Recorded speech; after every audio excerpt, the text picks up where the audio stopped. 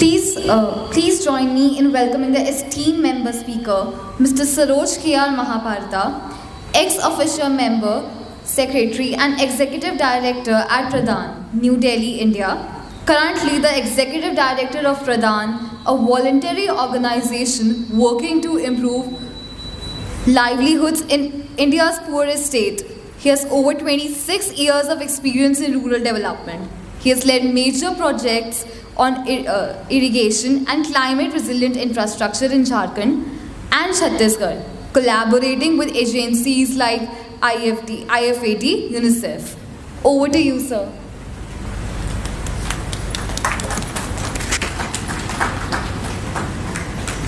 Thank you so much, IIHSG team, respected dignitaries, Rekha ma'am and other dignitaries on the dais.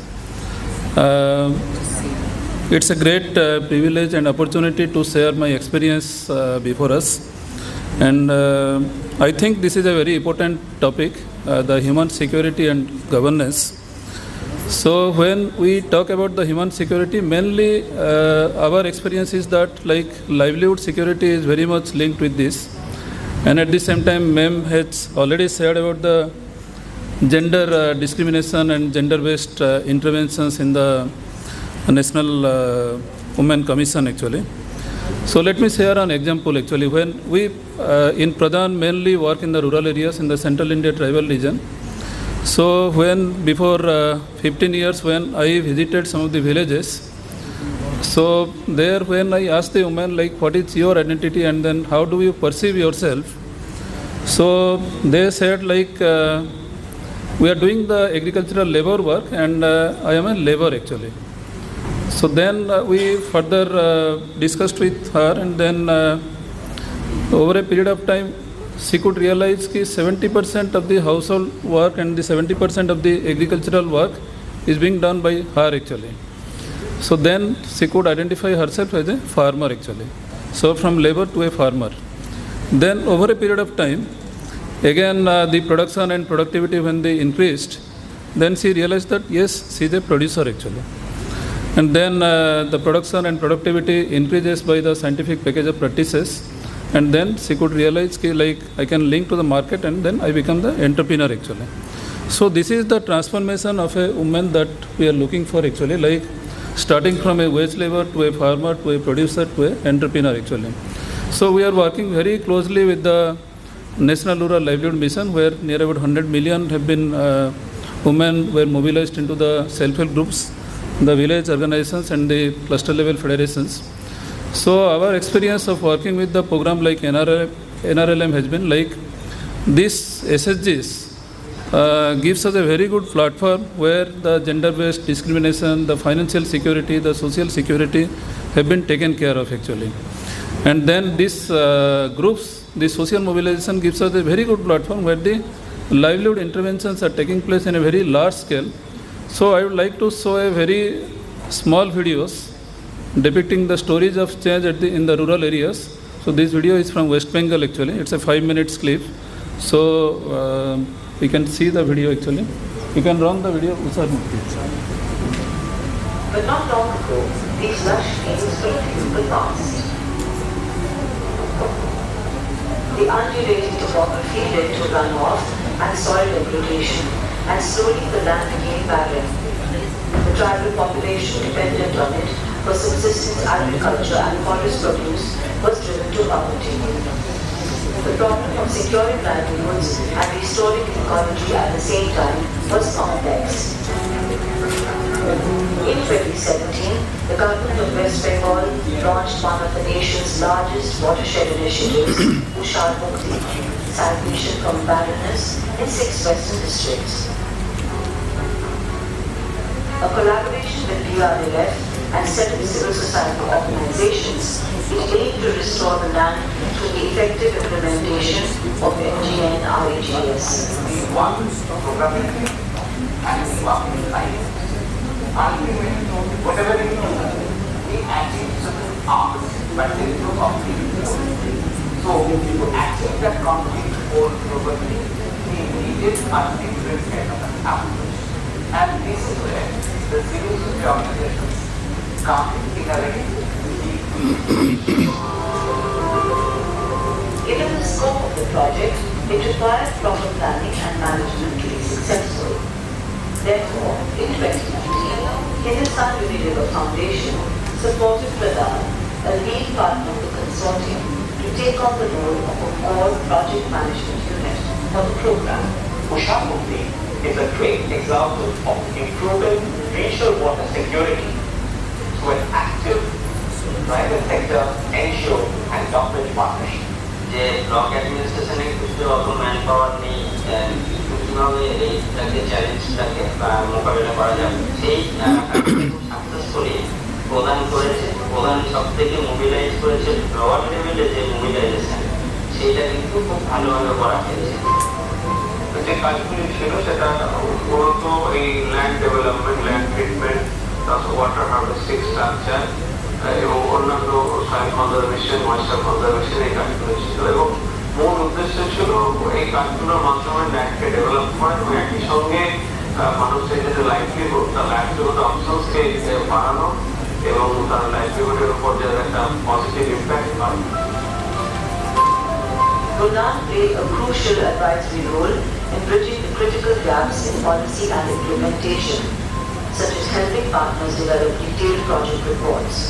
These outline all the water conservation works leading to the creation of long-term water harvesting assets that the communities use to secure agriculture.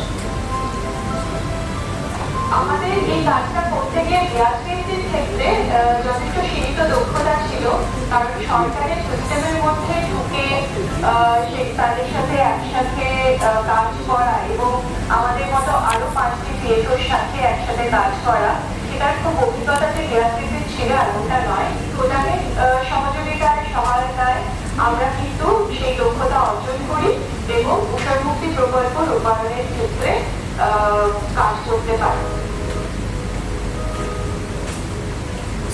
An important aspect of Ushamukti is livelihood development, especially empowering the women to take ownership of the assets they helped create. এই সমস্ত গ্রামীণ মহিলাদের মাধ্যমে কিন্তু cluster তৈরি করে সেই ক্লাস্টাররাই যে সমস্ত অ্যাসেটগুলো বা যে সমস্ত সম্পদগুলো 100 দিনের এই প্রকল্পের মাধ্যমে বিভিন্ন গ্রামে তৈরি হয়েছে এবং সেই সম্পদগুলো থেকে তারা কিন্তু আজকে জীবিকা নির্বাহের রাস্তা খুঁজে পেয়েছেন। এখানে আমাদের যখন পাহাড়ে কিছু ছিল না, প্রথমে যারা ছিল, কিন্তু এটা উষামুক্তি প্রকল্প থেকে আমাদের যারা কিংবা ছাত্রী মডেল করানোর জন্য আমাদের এই গাছগুলো কিন্তু এখন দেখতে পাচ্ছেন বন, এখানে কিন্তু এই জন্য আমরা গাছকে বাঁচাতে পেরেছি। আর এই যে চাষ জমি দেখছেন, এখানে কিন্তু এই চাষও আমরা করতে পারছি। তো এখানে আবার এই যে ঘাস দেখছেন, এই ঘাসও ছিল না, আমাদের গরু আছে কিছু থাকতো না, এখানে গরু মানুষে দাঁড়াতো না। আর এখন দেখুন এখানে গরু আগে আবার গরু বাড়ি যেতে চাই না। Ushamukti has achieved much more than what it set out to do. The reason for this success is a collaborative approach between the government, civil society and community. The land is restored and the people have taken charge of conserving water and managing their assets. We have indeed achieved much more than freedom from barrenness. They have shown the way to the rest of the country. প্রায় যে ডেভেলপমেন্টটা হয়েছে সেখানে double cropping area অনেকটা বেড়েছে, প্রায় 47,000 hectare, additional plantation হয়েছে 40,000 hectare, water harvesting structure 9,000।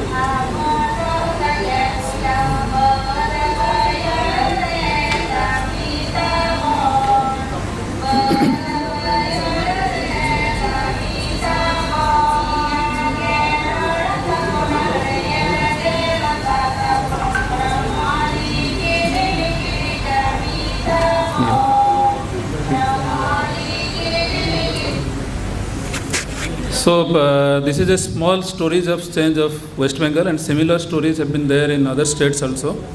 So let me share the experience actually, like what are the learning of this type of work actually. Like when we talk about the governance and the human security, actually we are talking about the change in the human condition, change in the mindset of the people actually. So my previous speaker has already said about the what are the change in the mindset of the people and how this can be done actually. So to do the change in the human condition, it requires a change in the being level change. I mean the change in the mindset and change in the doing level and change at the knowledge level actually. So being, doing and knowing. So these are the three aspects where we are talking about the changes. And to do this in a very large scale in the rural areas, because in the context of India, it's 70% of the households are residing in the rural areas. So decentralized community actions is the key actually. I mean, when we are talking about the community-centric approach and when the community is taking charge of the entire initiative, then that initiative is going to sustain in a very long run. And to do that, we need to ensure that the bottom-up planning is to be ensured, like the communities are involved in the very beginning, and especially the women members, where so when we talk about the livelihoods, we talk about the livelihood security. It's not only about the income actually, it's about the aspiration of the rural poor and the opportunities available in the rural areas, the assets that we are creating in the rural areas, and the capabilities actually, capabilities of the rural women actually. So in fact, in our approach, basically what we have experienced is like, whenever we talk about livelihoods, livelihood security and the local governance play a very important role.